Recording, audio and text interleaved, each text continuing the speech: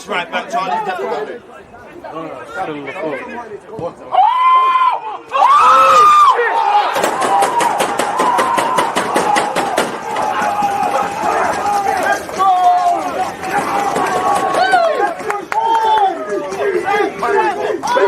People deluded, I'm back again. Come on, Ian, man. Come on. There's always just that active when that defenders are being given, like.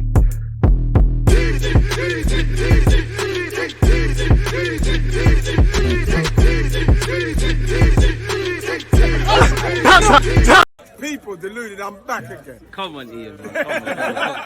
And with an introduction like that, what more can I say? People deluded, I'm back again. Special guest settings. I've been on a recruitment drive to find the best content creators. And I have to say, the DiffKnock. Alex, as he's put there, if I can refer to him as that, massive thank you for tuning in. I'm a big fan of your content. I try to do what you do, not as good as you. No clue why you don't have more subscribers, my guy. But how you doing? That's very kind. Thank you, man. Yeah, thanks so much for having me. I was in the intro. Is that you with the goal? Yeah, man. 1 goal wonder, Sunday League legend. What a screamer! I mean, that's my party trick, man. That's for my future grandkids in years to come, and they're trying to tell me about football. That's my one cling of fame, man. How you doing, though, man? You good? I'm good, bro. Yeah, I'm really good. I'm obviously not enjoying international break. Watching Southgate ball compared to Arteta ball is like, honestly, it's a nightmare. But yeah, I'm good, man. How are you? I'm good, man. Like you just said in relation to England, Italy, bit disappointed. Saka got 85 or so minutes, but it is what it is. Obviously, I know about your content. Before we crack on with Arsenal, let people know where they can find you and obviously what you're about and specifically what content you make. Again, people, by the time this video is out, in the title, you just have to click the title and you'll see his channel. In the description, there's more. So go and follow him, support it, subscribe, do all that good stuff.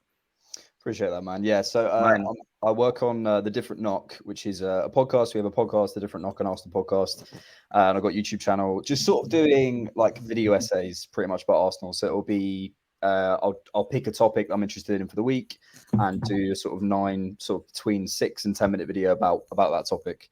But yeah, appreciate your kind words and thanks for inviting me on.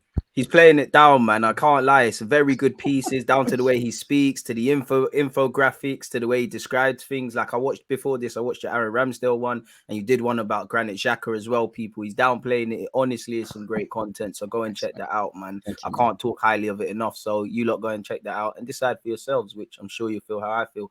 Let's get straight into it, yeah. Before we carry on with our season, obviously, this is my first time speaking Arsenal to you.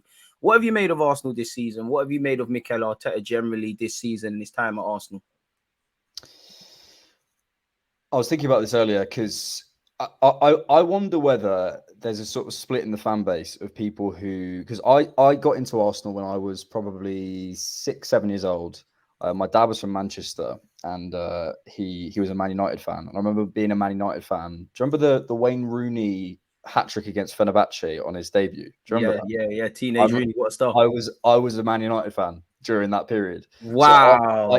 So I missed out. I think I was annoyed at my dad one day and became an Arsenal fan, sort of to annoy him. So I missed the whole Invincibles era. So my growing up, my expectations have been completely different. So I understand there's probably fans, probably people watching this thinking, well, this is how it should be. This is how Arsenal should be. We should be challenging for titles. So as good as it is, and it is, some of the best football possibly they've seen, as good as Wenger, whatever you believe, whatever you think, they probably think, this is how it should be. But for me, considering the shift of the landscape of football over the last 20 years, considering how much more money's in the game, how many, you look at the likes of, Brentford, like if you stick like 2023 Brentford against 2004 Liverpool, it's a contest. It's at least a contest. Do you know what I mean? The landscape has changed dramatically in general. Exactly, you bang on, and the landscape's changed dramatically. So I feel like the achievements that Mikel is doing, I'm not sure it's being appreciated in the wider football context. How insane it is what's happening. Right. This guy's in his first job. Like I can't in the best league in the world. He's come out of being an assistant coach, okay, under Pep Guardiola, fine, but coming in and being able to put in the rebuild project. I'm writing something this week about him, about his, he talks about this 5-phase plan thing. Yeah, yeah. I'm trying to basically understand what that is, or basically guess what it is, pretty much. But have that forethought to put that in at 37 years old, to come to a club at the size of Arsenal with the expectations of Arsenal, ride out those rocky periods and come out playing this football, he's a freak. Like, he is a freak. And the football we're playing is unbelievable. So perhaps I'm overrating it as a fan who didn't see that Invincibles era. But to me, looking at the shift of the landscape, looking at how football's changed, I think we are witnessing literally football history. I'm with you with that, man. I think, obviously, as you said, Mikel Arteta took a big job at a delicate period. He's a very cunning man as well, because he rejected the job first time. So he's very self-aware. Obviously, he's, it's like being someone that doesn't know anything about swimming, jumping in the strongest current you potentially can. He's did that. He's succeeded and failed fast. And as you said, man, I can't have nothing but admiration for Mikel Arteta, from his strong principles to the tough decisions he's made. Clearly, the football he's playing, I'd actually say his man management, both of players that have gone on loan. I think with the words he said about Balogun and Smith Rowe a couple of years before to Huddersfield, it's been amazing. I can't have anything but good things to say about Mikel Arteta. From the way the first thing that really stuck out with me is how he kind of said, like, the fans, the atmosphere has to improve. We have to sing from the same hymn sheet. Now, clearly, it's all great saying that. However, it's got to correlate, and we're seeing something we can believe in. And the man's a tactical genius. He's going to go off and do great things. My only gripe would be not just Mikel Arteta, not even in relation to Mikel Arteta. I think football has become a thing where it's all about the potential rather than what you're actually doing. So my challenge to Mikel Arteta, because I rate you so highly, can we get your name next to a Premier League, next to this, next to that, and the other? Because you've shown you can get silverware and things like that. But I'm happy to have him, and I think, I don't think we're going to lose him anytime soon. But it's nice to see him linked with Real Madrid and stuff like that, in the same vein that a couple of our players are at, people. So it's fantastic, man. I love what Mikel Arteta is doing. What's your thoughts on Edu? Because he's someone that is very difficult to kind of quantify what he does. Obviously, if Mikel Arteta wins or loses a football match, me and you can analyze that. We don't know what Edu's done or not done beyond the obvious. What have you made of him in his role? Because he's also learning. Yeah, I think you're bang on that, because I would love to, the people who sort of like go after Edu, and again, and also I just wanted to comment on your point on Mikel as well. Mikel's made mistakes, like, no doubt about it. I don't think there's any Arsenal fan who would say that Mikel has not made mistakes. So it's not to praise him in these terms is not to say that. But I would love to sit down with people who, especially sort of that 2020, 2021 period where Edu was getting a lot of pelters, especially online. I'd love to sit down with those people and say, what does Edu do? Write down his job description for me. And if you can write down the 10 key performance indicators of what he does and show me what he's doing wrong, I'll agree with you. But I'm convinced most people don't know what he does. And also, his role's changed anyway. So he's changed from technical sporting director now, right? Sporting director, which indicates that he was doing things outside of the remit of technical director. Ultimately, as you just said, his job lives and dies on the pitch. He could do the best job in the world, and at the end of the day, if Arsenal didn't win, he'd get the hit. But also, again, it's not to say he's made mistakes. The problem is with all football discourse is we're going off reports. So even the idea of, like, when people say, oh, we missed out on so and so, I'm like, yeah, maybe we did, but we're also getting that second, third, fourth hand information. We have absolutely no idea whether Mikel really wanted Houssem Aouar. We might have had conversations. We might have got in touch with his agent. Indirect talks and the rest of it, yeah. Exactly. Who knows? So it's really difficult to judge. I suppose what I'd say is when I'm watching videos of him, or I see him kind of face to face, I see someone who has the same kind of focus that Mikel does, in terms of they singing from the same hymn sheet, as you put it earlier on, in terms of using the same language, in terms of putting across similar ideas. They're clearly aligned, and he feels like a really good facilitator for what Mikel's doing. So if that's the most important part of his job, then he's doing great for me. I don't know. I mean, realistically, let's look at some concrete stuff that he's done rather than reports. The contracts look pretty good. I think he probably could have done a bit better with selling. But again, I made a video on this a while ago. It's like, firstly, okay, I think like someone like Mavropanos probably went for a little bit too little. Someone like that, considering his standing in football. I'd agree with you there. But then in a general wash, if you're looking at all of Edu's sales, how if the Premier League is spending like $1 billion in a transfer window or something, and the next biggest league is like net spend like 6 million or something. It's like, it's crazy, like the disparity. So who are you selling to outside of this league?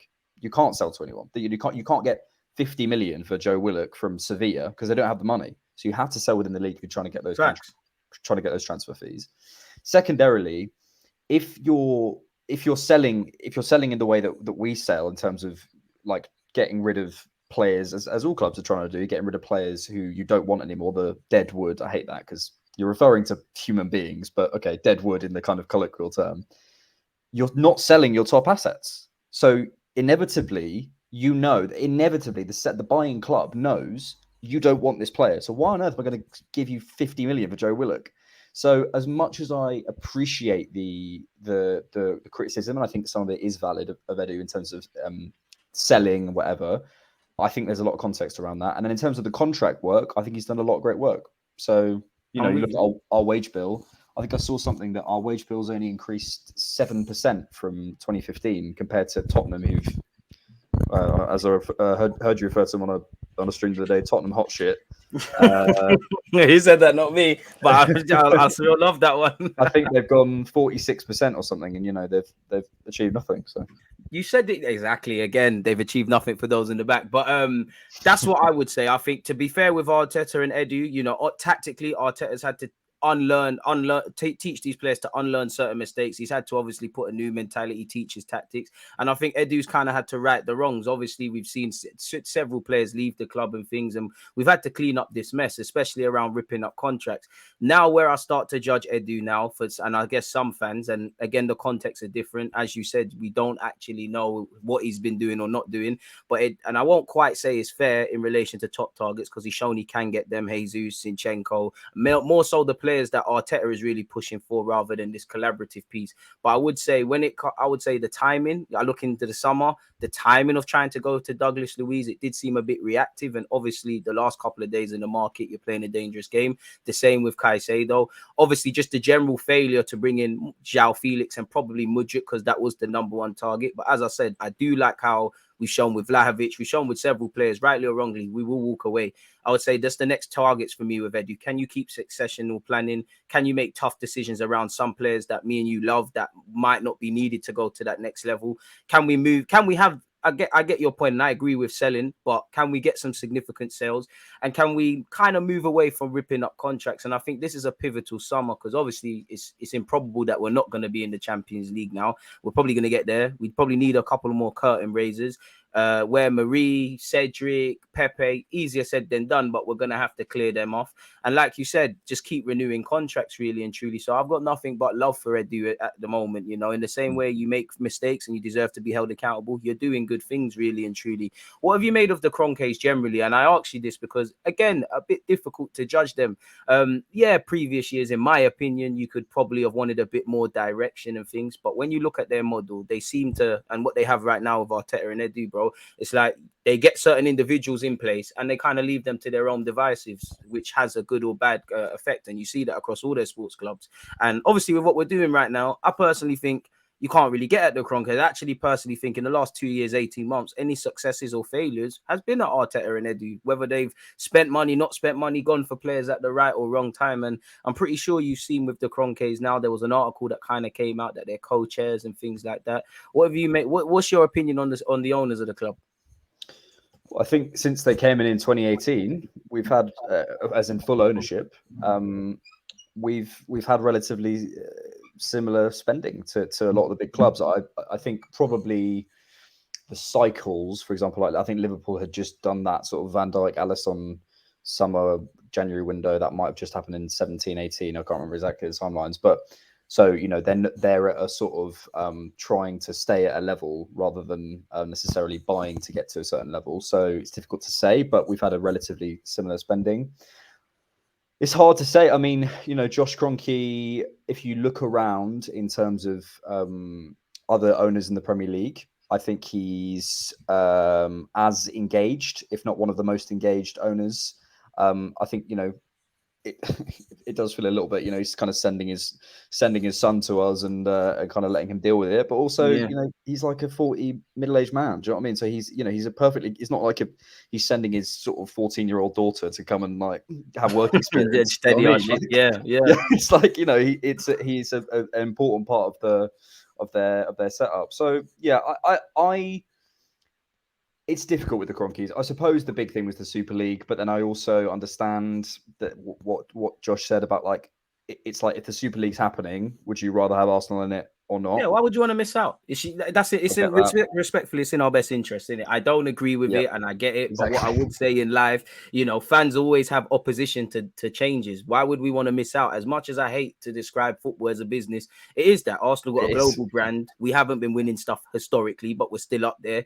It wouldn't make sense us being missed out. And every other club that got involved, clearly the timing was wrong, and had the reaction of the public and the pundits and the media and everything been different, we might be sitting here. But you could also say, with the off topic, the changes that are being made in the Champions League, it's not too indifferent from the Super League anyways. It's just a different title, really. So yeah, you touched on that, and I want to further ask you, what have you made of Josh Kroenke in particular? Because I think you made a great point in that he's kind of sent his son. Now, when I look at his son, as you said, he's in his 40s. Arteta's not far from him in terms of age. Neither is Edu. He's kind of, I don't want to say this, but he's kind of got more life and more energy for this, and simply put, more care. And for me, it is nice to see Josh on occasion at the games, talking and things like that. And obviously, we're doing cute little things like we're going back to America again this year in the summer. So I've got a lot of time for Josh Kroenke, in the same way I just think in life, you have to be fair to people. We've done the picketing and stuff when they weren't showing stuff. They're showing stuff now, and simply put, at the base level, football's about believing in your club, having something you identify with. And since Arteta's come in, more so last season and definitely this year, there's been exactly that. So I haven't got any gripe to really get at the Kroenkes personally. But what do you make of Josh in particular? Because he is seen on a more regular basis. Yeah, I mean, other than looking like a Marvel supervillain, he's done and dirty, man. He does. Come on, he does. He does. I can't unsee it now. I never thought of it that. He does. It's the beard. Yeah. Other than that, man. Mate, the thing is, like, I like Josh on a kind of personal level. I mean, he's a bit kind of, hey, we're gonna make it big, guys. He's a bit kind of American. That's a good impression. But thank you. But he seems right. I like. I don't think I go for a pint with him, but it's not really the point, is it? It's like it's one of those.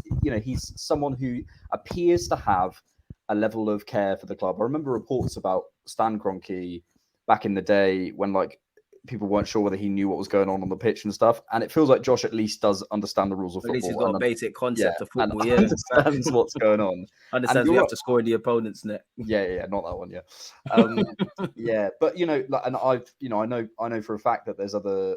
I worked with someone recently who knows the Everton owner, and he knows for a fact that he has no clue what the duels are. Like literally, will be like, oh, they change ends during like the halftime show, like that level of spare a thought for Everton, man. I'm happy we're not them. Someone's always got it worse. My word. That's Usmanov, who was our old owner, and that kind someone we all wanted as well to probably buy everything. Yeah, do you remember that? There's that African billionaire. Dangote or whatever. Every couple of months, him and the Spotify guys leave it out. Yeah. But anyway, yeah. The what I was going to say about that was ultimately there's an element of fatigue in Arsenal fans from the Kroenkes because they've been here since 2006. Technically, the interception with the Emirates and stuff. Yeah. So like the antipathy to them, the European Super League protests and stuff. If we heard the Kroenkes' name first in 2018, they bought the club out, you wouldn't have that level of antipathy to them. Unfortunately, they've been involved in a long period of lack of success at Arsenal, right? Yeah, there's a correlation, yeah. But they've only become full owners in 2018. So I feel like psychologically, we as fans have to be like, we almost have to ignore that first period. I don't think you should. I think it should be taken into context, but you almost to judge them now. And since 2018, every single summer, we've seen a lot of money spent. So I'm like, realistically, what do you want as a fan? You want investment, and you want them to feel like they're engaged in the team. It feels like they've been proactive in terms of, like appointing Tim Lewis, and then completely unrelated, Raul Sanllehi going a couple of weeks later. It's like all that stuff. It feels like they're at least trying to root out the issue. And for example, like at Leicester, for example, I feel like the Cronkies would have got rid of Rodgers a long time ago. They've kind of just they're happy with Leicester coming 15th or whatever because it doesn't matter to them. I feel like, Unai, when it was going down and we could all see that spiral happening, they acted and they got the right person in. So, there's always going to be problems. Show me a Premier League owner who is perfect. There is no one, unless you can get some kind of, unless, I don't know, Jamie Foxx is an Arsenal fan and like comes in and like runs like pre-match like live streams for us and like does fan voting and stuff. It's like, what do you want from an owner? You want someone who understands the business side of things. You want someone who's invested. You want someone who appears to at least care on a business sense about your club, even if they're not like, massive Pat Jennings and Liam Brady fans or whatever. Like, even if they're not there, they're at least invested in something and they're making the right decisions. And slowly you're seeing a level of progress. So from 2018, I think you can plot a pretty good upwards trajectory, even if there's been moments. I think that's good, man. And also that thing you just said there really provoked my thinking, because even at lesser levels, you every now and again you've seen the scouting revamped. You've seen a number of individuals coming across all aspects. Obviously, you've got Jack Will under 18s and 21s are struggling, but you've got different changes there with Mertesacker and everything. And the one thing I like is that words are being backed up, and they keep saying like collaboration and fellow sort of buzzwords, and you're seeing how everything ties into place. So as you said, man, I think you just have to give them their dues. You hold them accountable for the past, but actually, and I'm going to incorporate that now, since 2018, you are right, there is a correlation. After 2018, it weren't too long before we got another FA Cup and these sort of things. So we're doing all right, people, and it's just down to us to keep going. What have you made of Arsenal this season from a footballing point of view? Amazing. They're good at it. Mate, it's so good. It's so good. You can't complain. It's probably like, as I said at the top, it's probably the best football I've seen as a fan. I'm 25, so I've in terms of my football watching career, my football watching life, it's the best football I've seen. I think the way Mikel, I think there's a number of things that have made us, from a tactical perspective, made us so good. The first thing is the press. If you watch, oh my god, it's so good. It's not only well structured in terms of its man for man stuff, it's how patient we are. If you watch it, we don't overcommit, we wait for the trigger, then move a little further up, just making little traps, little moving, and that takes hours and hours and hours on the pitch. And the key part of the press is the fact that we have athletic defenders at the back who can cover space. When you have a Mustafi or you have a Rob Holding, oh man, they can't cover space. You see, I was having a good chat, and now you just made me start thinking about the Mustafis, the soccer artists, and oh my days, friend. Literally. Yeah, no, it's bad times. But the reason we've got in the likes of Gabriel and Saliba and Tomiyasu and Ben White, and if you look at the profiles, they're tall, athletic, strong guys. They're proper like what you'd imagine a defender to be. And they can cover space. Exactly, they can cover space, and that's why if you look on the pitch, like Gabriel and Saliba are sat basically on the halfway line the whole game, and it means that when we press them high, the ball gets kicked over, they immediately win the duel, we get it back, we go forward. So we've got this kind of unbelievable level of control from those things, which comes from coaching and profiles. Then I think the ability of Mikel to coach, because there were some questions I think sort of 2020, 2021 about whether he could coach an attack, because we had Aubameyang, we had whatever. But if you go back and watch 2004 football, 2004, 2010 and further back, you look at the spaces between the lines and compare them to now, but the space between the midfield and the defence, we're working in inches now. So we don't want, and this is why I won't mention who it is. I had a disagreement with someone about Pepe. And I think he misunderstood me, because I'm not saying Pepe is a bad player. Pepe has a lot of touchline. It's a day and age, as you're saying, of inside forward. Look at Bukayo Saka and the areas he takes up. Down to go with your point with Mikel Arteta, the areas that Saka receives the ball, like the body positioning when Benjamin White finds him. I'm pretty sure everybody's seen the clip of how when Arteta's teaching about when wingers should receive it so that they can run onto it rather than turning around and using their bum and things like that. You're bang on with the high press, with the high line, man, with the ability of our centre backs to cover, with how everybody plays on the ball, with the, I would say, sub teams within teams. You know, we see it with Benjamin, Martin, and Saka. You see it on the left hand side, whoever's out there. Yes. You see how Jesus ties in, and I also have to give credit to the players' willingness as well to take this information on, because Arteta could have all the ideas. It's down to him to convey it, and it's down to him to have the players to have the willingness to do such. So it's another plus point, man. But yeah, I cut you off.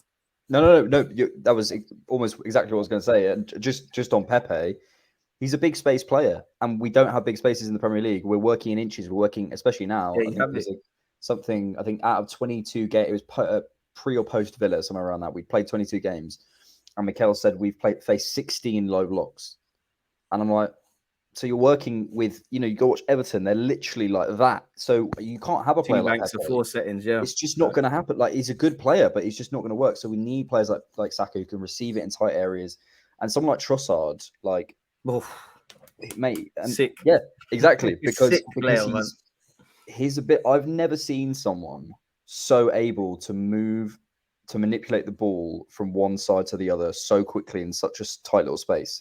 Specifically getting it from his left to his right and back again. It's incredible, and his ability to hold on to it in the final third. And then, of course, you've got Xhaka and Odegaard and Partey, who are extraordinary. Xhaka for the second balls. I think the massively, if you go just watch a 90 minutes of Arsenal and think, okay, once like Saliba's won a duel, or Gabriel's won a duel, or Zinchenko's, or whatever it is, who's there to pick up the ball and play forward? It is like 80% Granit Xhaka. His positioning when the ball's coming over his head and he's watching where to go and pick it up and play it forward, he's always there. And he does very high IQ footballer. Mate, so smart. That's why he'll be a coach. Although I think he'd be very intense. I'm not sure. I think I think he'll definitely. He's one you look at. He'll definitely end up as a coach. I don't know if he'll be a manager. Being coached by Xhaka. Yeah. I mean, boy, do you know what? He's a manager I'd love to play for. Really, Yeah. I hope he plays. He plays football like Arteta, but has that passion of Jose, because you saw what he used to do before Arteta came in. He's definitely going to get sent to the stands and things, man. I've got a lot of time for Granit. You kind of touched on it there, bro. And I want to ask you, you mentioned, the Gabriel and Saliba point. Obviously, Saliba at this moment is injured. No clue when he comes back. We hope it's more positive than not. What do you feel about Rob Holding? In my opinion, did quite well against Crystal Palace. He's a good lad in the change room, all of that stuff. The more we develop, probably need to move away from that. What do you make of Rob Holding in this system? What do you make of his limitations? What do you make of him potentially moving forward? Because at this moment in time, we don't know when Saliba's going to be back. We hope he's back for Leeds, definitely Liverpool, but yeah. Mm-hmm. I thought something Mikel did really well against who was it? Palace, was accentuate Holding's strengths and minimize his weaknesses. And I think beforehand, what he's done, he was asked to engage high. He was asked to be in foot races with players. He's asked to defend space in behind. Like, imagine the game against Spurs at the end of last season with Son, and he's in situations that we know Rob isn't.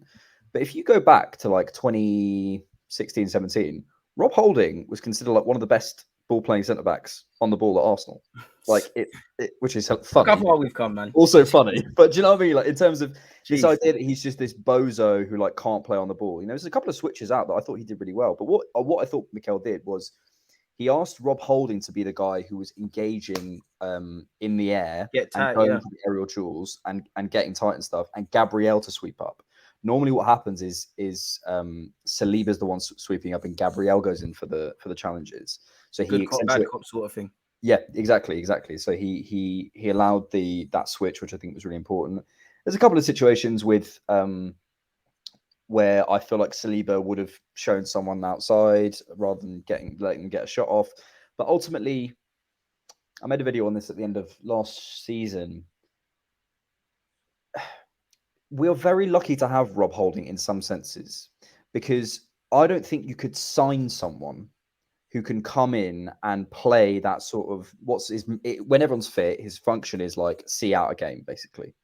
Someone who is Mr. 352, or yeah, exactly. I've got a stupid chant about that. But like him coming in, him just getting headers out, him getting clearances out, him getting blocks out, that sort of backs to the wall defender who just says you shall not pass for that last 5 minutes.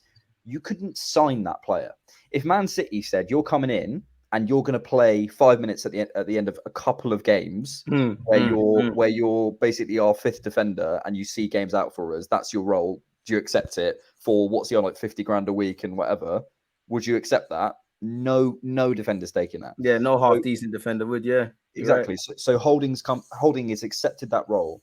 And I don't know what you thought about him in All or Nothing, but I thought he came across so well in such a positive manner. And there was a clip going around of Ramsdale recently where he was describing every player like one word, and he said Holding, and he said glue, and he's like clearly socially the glue. And you need players who've been there for a while, who aren't necessarily going to play every week, but accept their role, aren't complainers, will just focus on every single training session, try their hardest. Yeah, at some point he's going to move on, but I rate.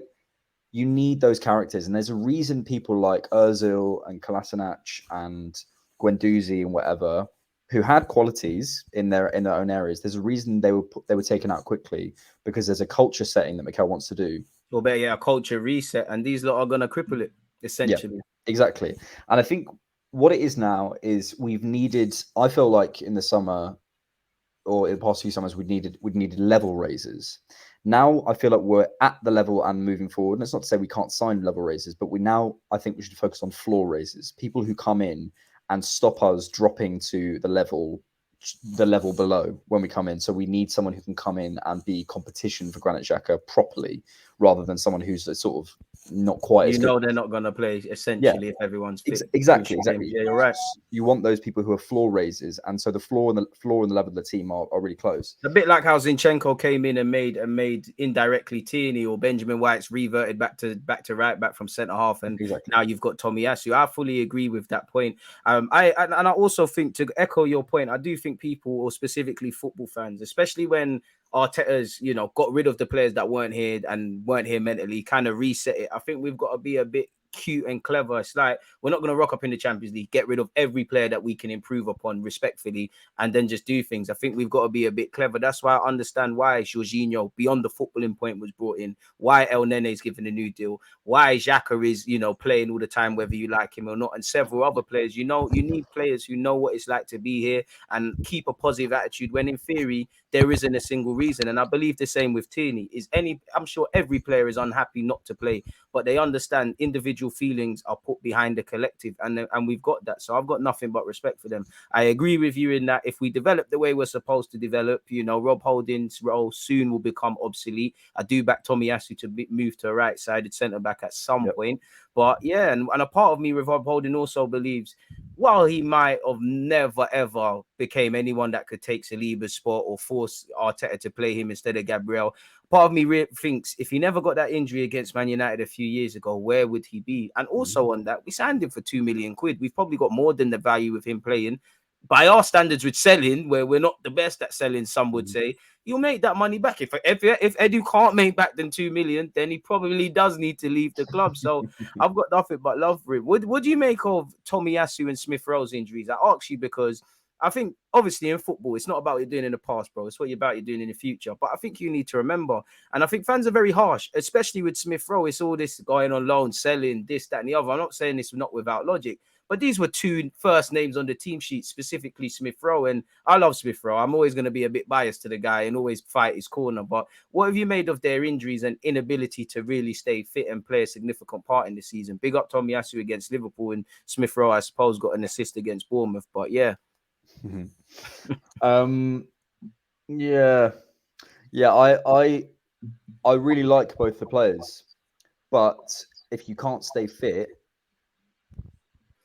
the best availability is being available. You are right. You are right. And it's part of the reason Xhaka's been in this team for so long. He's just always fit. I think he's missed like 7 games for us. Couldn't tell you games he's missed, really. Crazy. It's crazy. Came off against Wolves. Can't remember the last time he weren't there. Exactly. So against Bournemouth, he come off the bench, innit? Because I remember saying we miss him. I think because Vieira started. Yeah. See, you miss Xhaka. You miss a lot. You see why these players are playing more time. Yeah. So it's hard to say. I think like Tomiyasu, similar to Partey in a way. It's like if Partey can stay fit now, it's great. But I was sort of giving him one more season. I was going, it doesn't matter how good you are. You could be Messi. If you can't get on the pitch, it's kind of pointless because you And it's always can't the games we need Partey as well that you're not fit, which is scary 9 times out of 10 historically. Yeah, man, you're right. Exactly. So it's like you can be the best football player in the world, but if we can only get 2/3 of a season out of you at all times, that's a maximum, and sometimes we don't even get a season out of you, then we can't build around you. We can't develop, something you mentioned earlier about the teams within the team. The reason why Saka and Odegaard is working so well is because they've had time to develop. They've been on the pitch together. They've worked that dynamic and that right pod out and that wide triangle out. So it's not just the time off the pitch and missing them, whatever. It's time on the pitch where they're not being able to get that so the combinations. I think specifically on the players you mentioned, I really like Tomiyasu. I don't think he's perfect, but I think again he's someone who is really useful. And I think I have this dislike for the word backup, like the word, we're going to need to get a backup left back or backup right back. Because I think if you sign someone as a backup, they will not play. And then when you want them, they're not going to be good enough for you because they're a backup. So that like it's like judge them over the premise of the guy above them. Yeah, you're kind of right. Still, exactly. So I feel you either need a young player who can push that person who you think eventually goes to that level, or you need someone who can come in and play a number of different roles. Someone like Trossard who can play. I'd be happy to see Trossard genuinely in any of the front 5 positions. Yeah, I think I don't think you're alone in that. The man's very intelligent. It's like he's always been at the club. The best testament I can give to Trossard is since we moved to the Emirates and become like the kind of smaller, diminutive sort of players, you are everything we look for in an Arsenal player. That's the biggest praise I can give him. Yeah, you're right. Actually, he's a very sort of late stage Wenger player. Yeah.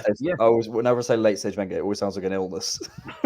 By God's grace, everyone, he's got great health and that. I love Arsene Wenger. You're a big reason as to why I see football the way I do, man. So yeah. Go on. No, I was just going to say, but basically, I think the reason I have a hunch that Tomiyasu and Smith Rowe will be fine is because they can play in a number of positions. And I think sometimes we worry about like, what's Smith Rowe's best position or whatever. It's like, well, don't worry about it. Like, where do you think he ends up?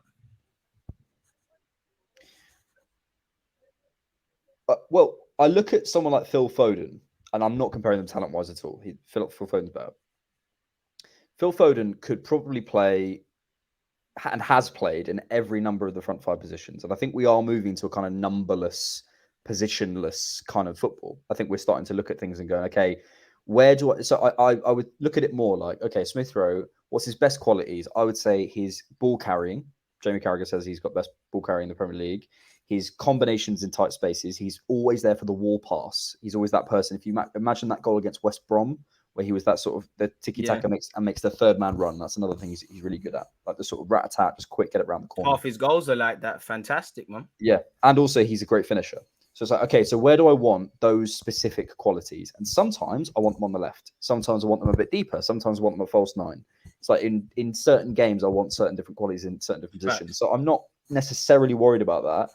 But I will say for both of those players, if they can't get on the pitch, it's pointless. Do you know what I mean? So it's like, it's unfortunate and I'm sorry, but if you can't, there's something going on. And this is complete conjecture. I do not know this, but I'm not convinced that Smith Rowe looks after his body as well as everyone else from what I've heard. So I don't know. That is complete, and I could be totally wrong. And I'll hold my hands up if I am. I've heard rumors that he's not like 100%. I think we all have. I don't think you're wrong. I think we've all heard them whispers, but I'm going to give the benefit of the doubt to Smithy. Exactly. Me personally, I don't know, man. I think I look at you as, like you said about Foden. I think when your dem age is there, I think you can play wherever. I do think you end up as, I'm sure he's probably at home as a 10. I think he needs to work on a lot, but you could be in that Xhaka role. But then I want to see Odegaard at some point. But you made a great point about not being positionless, but you've kind of got to be positionless. And when we've got like the 2 names I said, when you've got someone like Zinchenko, to a degree indirectly, Tomiyasu, when you've got competence in one role and another, no 2 games are going to call for the same strength. So I think he will be all right. I think, it's like life, innit? You could be riding high and then you're low the others. He had a great year last year, got the number 10, new contract, double figures in the Prem, and now you've been in issues. One reason why I don't worry about Smith Rowe, and we'll have to revisit this, is, it came out that he's been suffering with this growing problem since he's 18 years of age. Yep. Obviously, he had surgery, and a bit like Fabio Vieira, who joined us with his foot in a boot, from then you're kind of playing catch up in the season, really, innit? You're kind of playing catch up when, you know, it takes about 2 months or so to be fit from pre-season. So if you're not fit for pre-season and we hit October and everyone's reaching their optimum, you've basically just started your pre-season. Again, you can't get into the team. Someone like Martinelli has taken the spot that you've left. So you're essentially playing catch up. And sometimes, as you know, when you're working your way back from a long-term injury, you pick up little niggles and knocks. And one thing I've liked about Arteta is he's had a lot of patience around injuries. Like, I think we've managed Partey a bit better. I think he's managed Jesus better when it clearly looked like Jesus is annoying him. I want to play. We're taking our time. And naturally, Smith Rowe's young. He's impressionable. He wants to play. I'm sure he's doing the same thing, but we've played a really coy game, really. But I do agree with what you're saying in that, obviously, if this persists and we keep moving in one direction, we're going to have to look at stuff. I want to speak to you about Jorginho as well, because we mentioned 1 January signing. What have you made of Jorginho? Because I think it is a clever signing. Obviously, there's deficiencies in his game like everyone's, but I think he was unfairly by some written off for no reason before he's kicked the ball. By all means, criticize him when he's done bad, but so far he looks good. And as Edu said with them 2 signings, Trossard as well, it helps us to, I think he said something along the lines of continue our momentum of what we've got mid-season. I think they're doing such. Well, something you were mentioning earlier about being specific on transfer targets and stuff, I think like we can't praise the club for not overpaying for players. And like, you know, for example, like the Martinez thing, it's like, okay, yeah, we didn't overpay for him when it got Zinchenko. Well done us.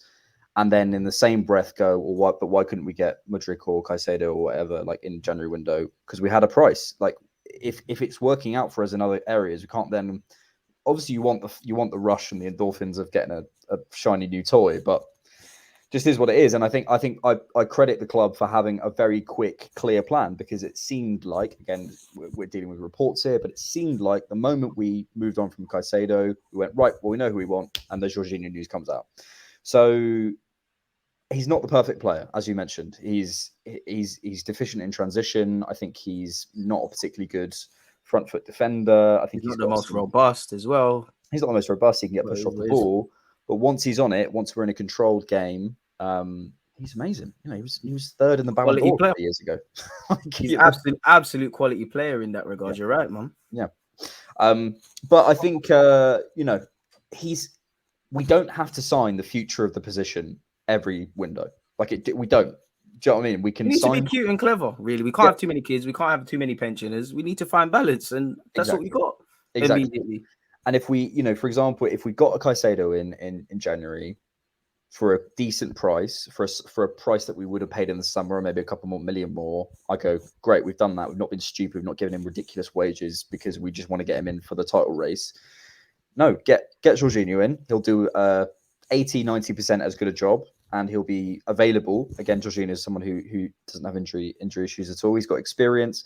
And, you know, he comes in. I remember when the Partey news dropped, I don't know if you saw like all the rumors on Twitter before the City game, and everyone was panicking and going, oh, this, you know, gonna get smacked and whatever. And everyone's sort of writing off Jorginho, as you say. And I'm like, hang on a minute. And he ended up being our best player on the pitch. Like, yeah, hang on a minute.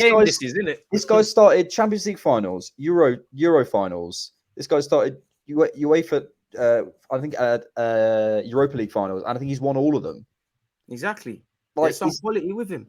Do you know what I mean? We're not starting some kid like Miles Lewis Skelly. Do you know what I mean? He's not dog and duck. Like he's a good player. He's not the future of the position. He's got issues, but I think it's like there's a lot of, it's just fan culture kind of throwing out the baby with the bathwater, obviously, because the most emotional take and response will get the most clicks and views or whatever. But I think, I look, as you said, bang on. He's got deficiencies in his game, but for what we needed in the position we were, if we went beyond the pale in terms of the price tag on Caicedo, get Jorginho in, no problem. And I think you're right, man. Shout out Miles as well, by the way, good quality player in the future. But as you said, like I think it's a double-edged sword in which if we don't overpay, not so much now because of what Arteta is doing, but historically we've heard we lack ambition, all of that sort of blah, blah, blah. If we don't do it, people say we're not able to do it. So I do like, rightly or wrongly, that we don't overpay. There's going to come a time when we need to. There's obviously going to be problems with that. But when you're resetting a new culture, it's even more important to stick to your principles. When we've solidified this foundation, which we're aspiring to do, then naturally you can be less risk averse, take more chances. To play devil's advocate, as much as you said, as much as I agree with your point about not overpaying, do you feel at times within reason, players that are potentially an exception, that we might have to overpay? Because you gave the example of Alisson and Van Dijk. Now, I personally believe we'll have to when we sort out everything, because I'm sure you'd agree, Liverpool, from a business point of view, they didn't want to pay that for Van Dijk. They didn't want to pay that for Alisson, but they've been rewarded in other ways in terms of raising the bar and obviously playing key parts of their, you know, their season and whatnot when they've won stuff. Do you think we'll get into a scenario where, whether it's Caicedo, whether it's Declan Rice, whether it's the future Mudryk or whoever, we might have to be, you know, a bit more, I don't like the word ambitious, but a bit more risk, just take a bit more risk in that regards then? Tilda, Ben's original, Basmati, whatever you want to call it, get him in. This guy. Get this man in. Pay 150 million. I don't care. Every fan give a pound. To be honest, man. We'll do a just giving. This guy, man. Look, I think there is a time and a place for that, and I think you're right. Amen. And I think at some point, the thing with City is they're in a position of power, so they don't have to overpay. Spending countries' GDPs and whatnot, man. They can do all of that. Well, exactly, but also I think what's their is it Grealish their biggest transfer spend? £100 million, yeah. You're finally looking like that sort of player. Well, not yesterday, but exactly, yeah. Oh yeah. I think there's a time and a place, and I think sometimes when you look at a player and you go homegrown, within the league, someone with even a year left on their deal, you just go, look, he's the right guy. And I feel like, you know, I'm literally obsessed with Declan Rice. And did you see that video of him with Ian Wright? Yeah. We were putting the feelers out, man. We're starting to sweeten him up, man. We're trying. We're doing this, man. Luke Shaw looked jealous, like he wants to be part of this. Don't worry, mate. You stay at Man United, but still, stay there, mate. No, I think you're right. I think there's a time and a place to have a price tag and go, look, this is, and you know, don't pay 200 million for him, but I think we can accept that someone like Declan Rice, who again is like he's the future of the position. He's evidently going to be one of the best midfielders in the world. He's already nearly there. I'd say like top 10 midfielders in the world, maybe. He's got many years in the tank as well. He's got many years in the tank. And if it's like a case of we're sat there going, okay, we could pay 70 million for him. We can put in 70, 72, do some Arsene Wenger negotiation, or just go in and say, look, it's a lot of money, but you know, sometimes when you're like buying a coat. I bought this North Face coat last year. So much money. I was like, but you know what? I'll probably have it for like 10 years. Yeah, and it's a bloody nice jacket, I assume. So it is what it is. So sometimes it's the asking price, my guy. You look nice in it and wavy in it, so it makes sense, man. And to be honest with you, I know it's not the same, but I actually think we've probably taken risk already. You know, Willian didn't work out. Aubameyang's contract didn't work out. At the time of buying Benjamin White, you know, he was another one. I personally was happy with the signing of Benjamin White. Had you have asked me, would he be the centre back? I would have said no, but we spent 50 million off one Premier League season. So that's an example of Arteta being convinced. Obviously, it's not the same again, but Aaron Ramsdale, many would have said, well, he's not established. He's been back-to-back relegations, all of that jazz. Is he known as a ball-playing goalkeeper? You know, and you're seeing this. So testament to the talent ID. When there's time to take a risk, I do think we've shown it. Because you mentioned it, Rice or Caicedo? Which one are you having? You can only have one. Because I can't answer it. If you ask me today, I'm going to say Caicedo. You ask me tomorrow, I'm saying Rice. And then I might say something else the other day, man. So the problem is Mikel Arteta just knows a bit more about football than me. Just. This guy, man. So the problem is I've always been shocked by how he uses players. Like, you know, the Xhaka as well. Xhaka, man. As you said, yeah, Xhaka. Like, who saw that coming? Nobody.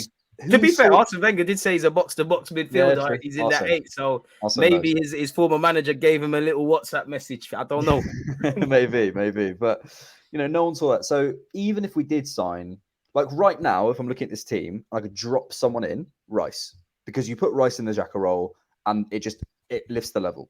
For me, it just, you know, did you see those videos of him training for England, just sticking them top bins off his left and right? Yeah, scored yesterday as well, like, man. He might turn into a goal scoring midfielder.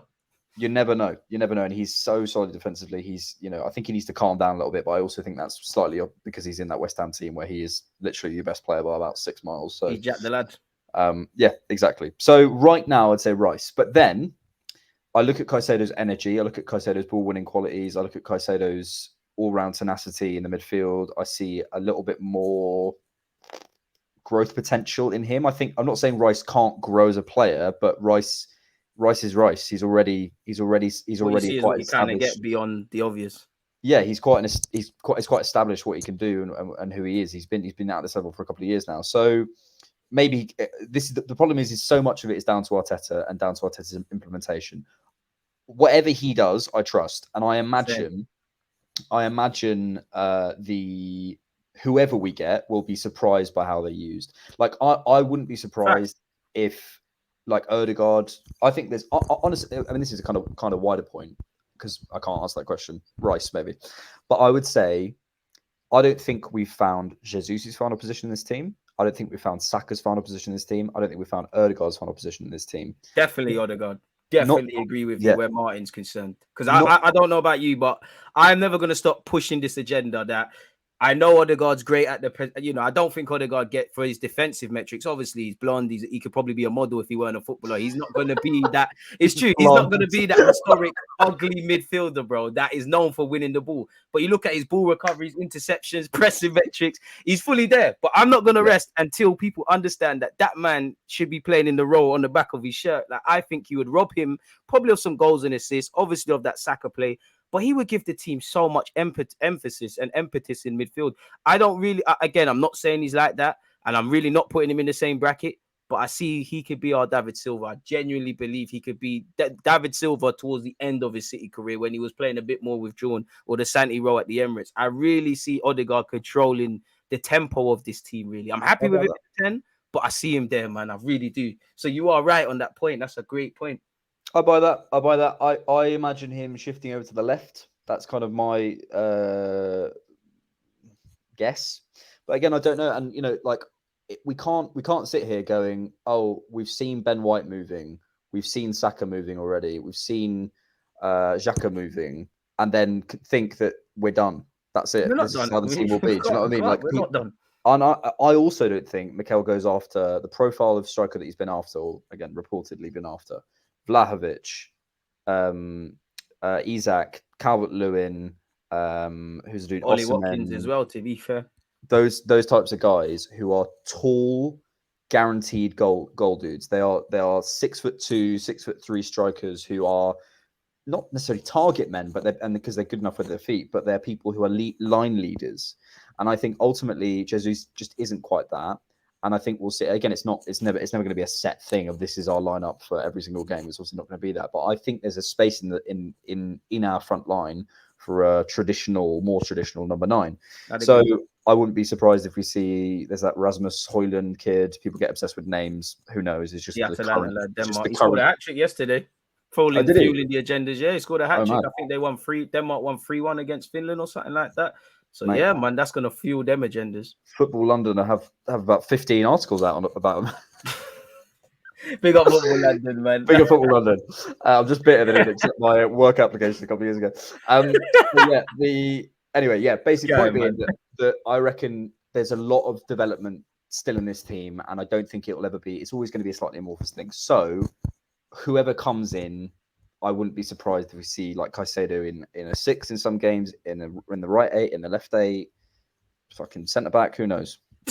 I agree with you, and you made a good point, because obviously I don't really like to keep judging Mikel Arteta and attaching him to Pep Guardiola and things like that. But like Pep said, the best managers are idea thieves. Naturally, if you've rubbed shoulders with whoever Arteta's rubbed shoulders with, Pep and Wenger, there's going to be similarities. And what you said just triggered a point. If we look at City, yeah, they've got Haaland. Maybe Alvarez is a bit of a hybrid, but we'll give we'll group him in with Haaland like as traditional strikers. Then everyone's kind of fluid and things. If I use that as a guide point, I agree with you. I think there's scope. I think Jesus' biggest strength is probably his biggest weakness in that he's very versatile. There is a reality where if we bring in another striker, you might be the guy that challenges Saka or potentially plays with Saka on either flank or goes to the right-hand side. So you are right in that. I think there is scope. I personally would love another striker.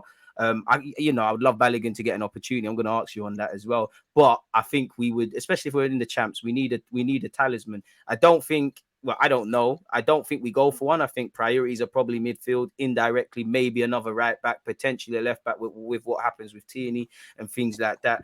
But I'm with it. What do you make of Balogun and Eddie as well, man? Because I do think, as you mentioned earlier in an example about shiny new toys, I think one thing that goes against Eddie is Balogun looks like a shiny new toy. He's doing quite well. I think had the roles been reversed and Balogun did what Eddie is doing right now, not to discredit Eddie, because I think he's been given sometimes not always given his praise. And Eddie, I back Eddie to go to France and do what Balogun's done. But I do think Balogun's got a higher ceiling. Again, I might be a victim of the shiny new toy. I think Eddie's probably ahead. What do you make of it? Is there a reality where both could be sold one day? Do you think Balogun gets an opportunity next year? Obviously, with Trossard coming in, it's kind of even more bad news for everybody as well. Yeah, that's a good question. I think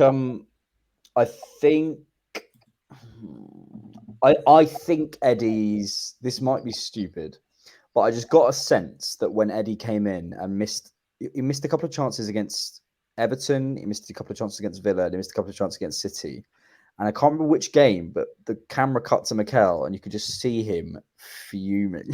That might have been the City one, because there was one where if he played the pass in early, the one that Eddie's missed a lot of chances like Jesus, but for me is one where against City, like you could see Diaz about to do the John Terry sliding thing. You either get the shot away early, you slip in Martinelli, and I do think Martinelli looks a lot better with Jesus and Trossard because they're a little bit less selfish in a nice way. I think that's a strength for Eddie. I want my strikers to be greedy.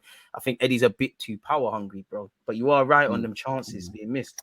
He just missed a lot, and I think Eddie's got a number of great qualities and is a really, really good striker and has a really good future in football, 100%. But if we're talking about floor raisers, who comes in to be under Jesus or competing with Jesus or just part of the front group? Like, if you think about it, okay, so from next season, like Saka, he's a freak. Like he's gonna be here. Saka, Jesus, Martinelli, great. You probably want 2 or 3 behind them. And at the moment you got Trossard, Nelson, and Nketiah. Am I forgetting anyone? Probably indirectly Smith Rowe on the left hand side. Smith Rowe. So that's probably a group of like say 7, right? I'm looking at Trossard is a very useful player, but I don't, he could definitely be there. If I'm trying to trim some fat and trim some muscle, I am looking at Eddie and saying, is there a better striker that could come in and do that? That could be Balogun. Yes. That's what I'm saying. It's like, and maybe Balogun does it, maybe Balogun doesn't. But ultimately, it's about putting layers on top, and this is what City do. Once they get a Ruben Diaz, they then go and add I can't remember the order, but anyway, they're adding centre backs who can appear to compete with each other. That what they don't do is go and sign Emerick Laporte and then sign some random terrible left centre back. They'll sign someone to supposedly usurp him, and then the best thing that happens is either he gets better or he's performing better. The fight to the fittest sort of thing. Exactly. Otherwise, you get a race to the bottom. So we've had enough of that, please. Exactly. Please, we don't need that. And we're picking the least worst option, which is not good. That's not what Eddie is. Mustafi, David Luiz. I'm doing David Luiz dirty there, but yeah, we've been there. We've been there. Pablo Marie as well. I know you're still here, unfortunately, but yeah. I thought Pablo Marie was all right, actually. But anyway. No, man, I liked you, man. Don't do that. Anyone knows me much? No, man. I haven't seen someone with as much PR as Pablo Marie. I can't with such a low case study. He plays half decent against West Brom where there's no questions. Yeah, another one who could have been a model, left-footed and everything. I will never forgive Pablo Marie for that Lukaku goal, because you're holding your face while Lukaku, who isn't the most quickest in football, is racing down scoring. I can't forgive you, Marie, man. I love Arteta, but that one was a dud.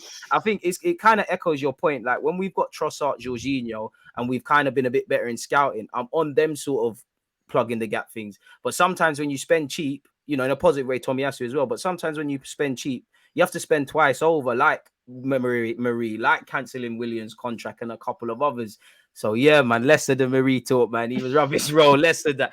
Okay. I will say, if Marie was right-footed, he'd be in League 2. So, but it's just, like I think he was signed because he's left-footed. But he'd probably be playing for SC Dons, mate. Shout out them. I'll stand by it. I think he wasn't as bad as everyone said, but he's not good enough for us. but anyway, the point being that like I think with Eddie and Follerin, they're massive victims. Follerin, as if I know him, they're massive victims of the squad in terms of like in the same way that like Saka was always gonna be a star. Yeah, he's an exception to the rule. He was always a young player that God just said you're going to be a footballer. Literally from God. And Literally. Smith Rowe, I think, was more of a kind of Eddie Balogun type who came through at the right time. We needed players who were between the lines. We had a young guy in the academy who seemed great at the time. Done the right exactly. Thing. He comes in Boxing Day 2020 and he kind of saves the season. So I think there's more of a timing thing to them. It's not to say Smith Rowe isn't talented. It's just there's different levels, right? So I think I don't know with Eddie. I just think it's going to be a timing thing. If we get a proper number 9, if we get that kind of Osimhen, if we're looking for that kind of profile, the Højlund, whatever, I think he's gone. But if we don't get him, give him another season, he could be putting those chances away. So I think a lot of it with him is timing. Ultimately, with Eddie, we know from everything that Mikel says, he's the best on the training ground. He works. You mentioned all or nothing. Sorry to cut you, but we've all seen the Eddie clips where he's getting on to Lukonga about feeling sorry for himself. I have to respect Eddie Nketiah for the mentality and the self-belief, because at the end of the day, if you're religious, cool, God believes in you. But there's only 2 opinions that matter: how you believe in yourself and the gaffer. It's a bit like with your point with Granit Xhaka. The whole world was probably saying, Xhaka, your time's done. Arteta said there's a role for you. He bought into it. Your biggest critics become your biggest fans, in it. Such is life. It's a fickle business, really. Like, it's very fickle, this life we live, man.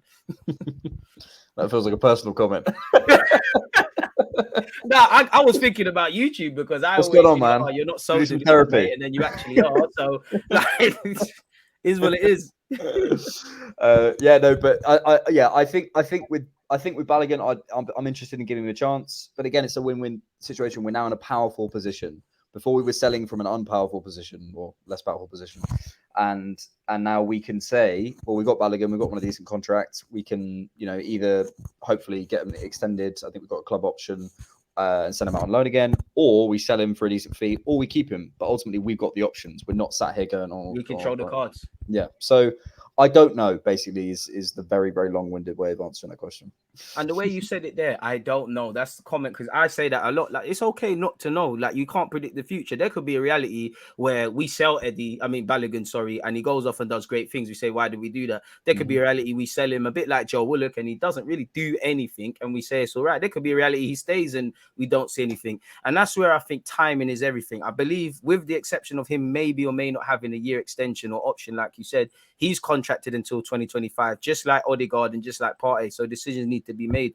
But why I think it's a difficult one, bro, is because strikers peak late. Balogun and Eddie's ages, I'm not saying they're going to ever be in the realms of the following names, but at them ages there, Jamie Vardy, Harry Kane, Aubameyang, they weren't really doing it at that age, really. So I'll give them that luxury. But crucially, like you said, it's a case of when you develop and timing and all those things. And also, playing up front at Arsenal is a bit of a hybrid position, really and truly, in that it sounds dumb because you need to score goals, but goal scoring, as we've seen with Jesus and Eddie in his run, it's not that it's the least important, but there's many different metrics Mikel Arteta has to judge you on. And that's personally why I try and look past, as much as it's harsh because he scored 17 and I'm not discrediting it, I try and look past the goals Balogun has scored and kind of look across 90 minutes. What are you doing? What's your relationships out wide? Do you know when to drop? Do you know when to hold your position? Do you know when to make selfless runs so that, I don't know, but like the French version of Smith Rowe within that team can make that third man run, and exploit that. I think the worst thing that's happened to them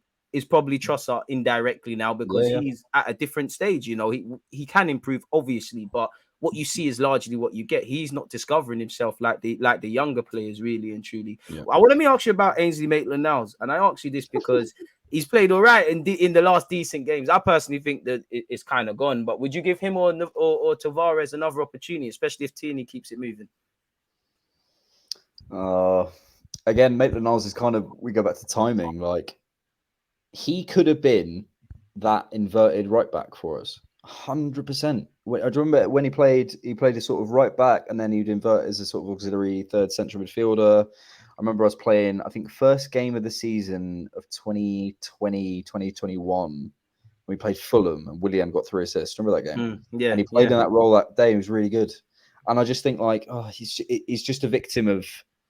He's a victim of not necessarily overrating himself. I don't know whether he's got bad what's the word, advice or whatever it is. Like I don't know what it is, but for me, it's gone. Like I he's think got- it's over. he's I'd missed rather his give time. him a chance than Tavares.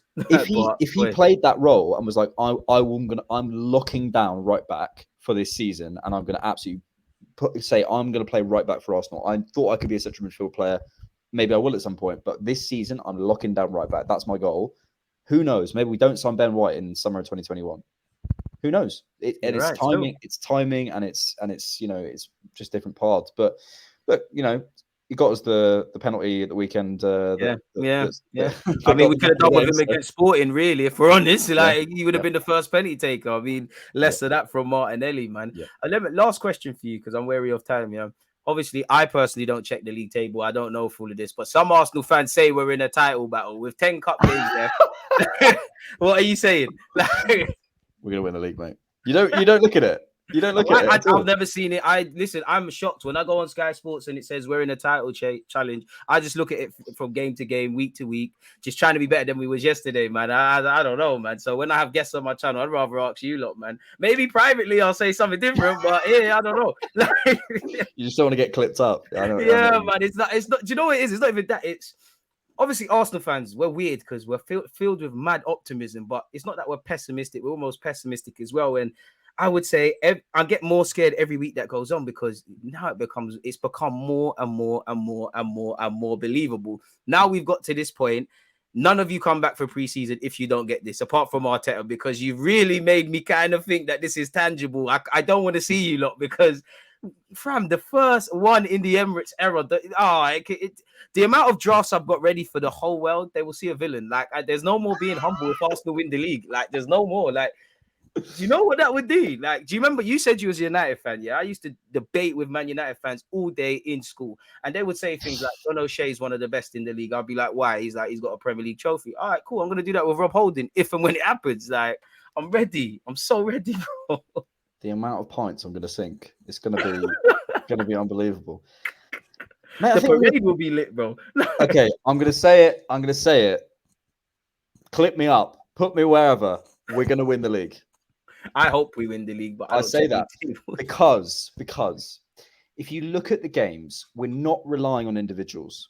We're relying on the team and team play. If you look at across those, like the top 10 scorers in the league or something, it's like 4 Arsenal players or 3 Arsenal players on there. Odegaard, Yes. Saka, Martinelli, don't even know the fourth, but who cares? They're doing what they need to do. Yeah, I think Gabriel scoring as well, even chipping in as well. Yeah. Yeah. I think it's Trossard, but I could be wrong. But yeah, so we're not relying on one individual player. If we were doing sort of Harry Kane and Inshallah, we've got a problem. Yeah, but we're not. yeah. We're actually playing well. So that's why I think we're going to win the league. It's not a question of like, oh well, the only thing that could derail us is injuries. But I think the key people that have been the problem before, your Partey's, your whatever, we've now got someone who can do 80 to 90% as good a job as Partey. He's not the same player, he's not as good, but he can do 80 to 90%, which I think is enough to get us across the line. And now we're out of Europa League, I'm more convinced than ever because it's just time. City, I've put a couple of things out on Twitter to like compare the fixtures. They've got a guaranteed 14 games. We've got a guaranteed 10 left. They might have to end up playing 17 before the season's out. They might be playing 7 more games. And actually, if you look at just the numbers in their squad, they got rid of Cancelo, they got rid of a number of players, they got a couple of players out. They're not this, like, as much as they've got a very, very good squad, I'm not trying to discredit City squad. I think I really, maybe it's because I don't want to believe it, I really don't want that game against City to be important. I really don't want it to be because I don't think scared, bro. Because I don't think my heart. I don't think my heart can take it. I literally think I will die. I was stressed at the Sporting game against you in the Europa League. Bro, you're telling me I was stressed away from home because I saw shades of that. I've never really forgiven Arsenal collectively for the Olympiacos 2-legged tie against in the Europa League because I still think we need to learn when to put games to bed. And if that is one criticism I have for Mikel Arteta, it's sometimes when we're trying to manage both games, like it's a bit weird because obviously I can comprehend we needed to rotate, but I think in the Sporting game, I think at their place, I didn't think you should have made the rotations defensively. At home, I think you should have made certain rotations. You should have made more rotations in the final third, but we didn't ultimately do that. I agree with you. You know, on one hand, we're 8 points clear.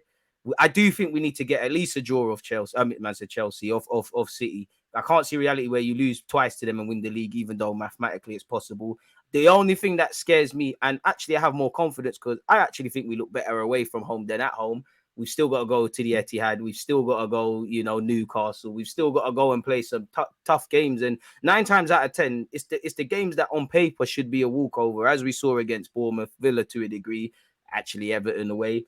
They're the ones filled with the drama. Like and then again, VAR needs to run us 2 points because Brentford's goal should have stood. I need every point we can get, really and truly. So I'm sure at this point though, like we can only be our own worst enemies. It's in our hands, innit? Do we want to be like Almunia or do we want to be like Ramsdale and actually be a safe pair of hands? Not from set pieces, but still, like I don't know. It's up to us, man. When you say you don't look at the league table, you mean you literally don't look at it? Like you don't know what points. Take that how you want to take that, man. And everyone listening, take that how you want to take that. It's an open and answer question. I'm from the school of Arsene Wenger and Arteta in terms of answering media questions, bro. I mean, you can read between the lines, but to the public, I don't check the league table. Of course, I do. Like, you said that. Like, Who said that? Exactly. You said that. There's someone else here, man. I can't lie, bro, man. This has been fantastic, but I'm well aware of the time. Let people know once again where they can find you. Obviously, by the time this video comes out and you are listening/listened, all you need to do is click the title and subscribe. It will be in the description. But yeah, run it once again, bro. No, top man. It's been a great fun. So thanks so much. Have to get you back, man. Fantastic chat, bro. Great chat. Love it.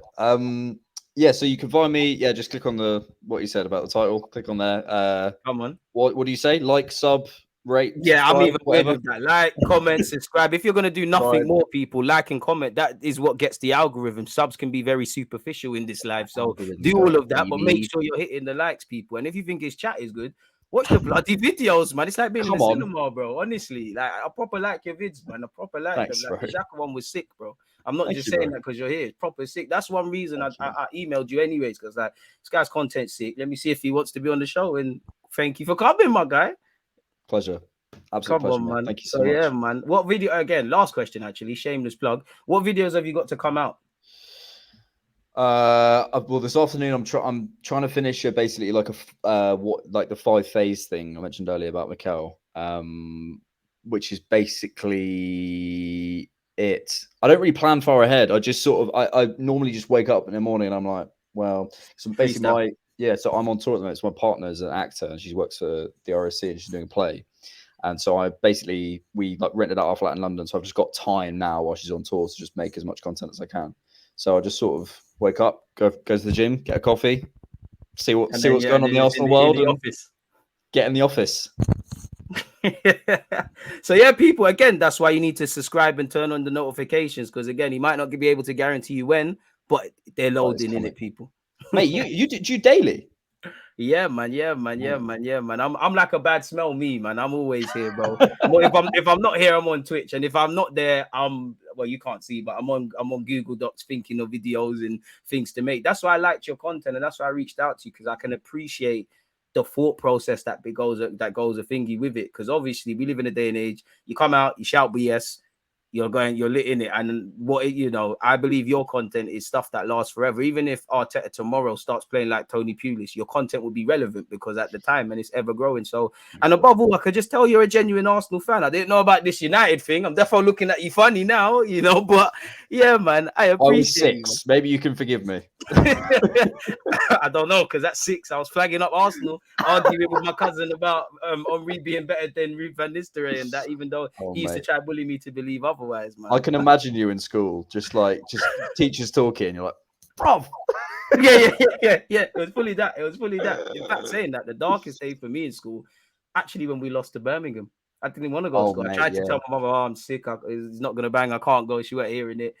Worst day ever, man. Because I looked at the sky and thought, God, please let me know if you hate Arsenal. Like, if you genuinely hate it. Because the way we lost it as well, like, it didn't feel this trophy drought would ever end. Ever. Yeah. Like, at them times there, man. It's crazy.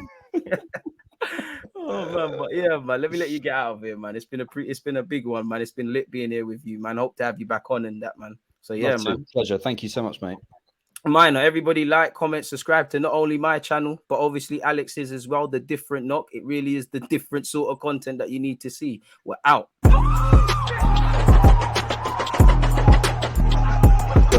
always just that active red flag defenders. I think it's like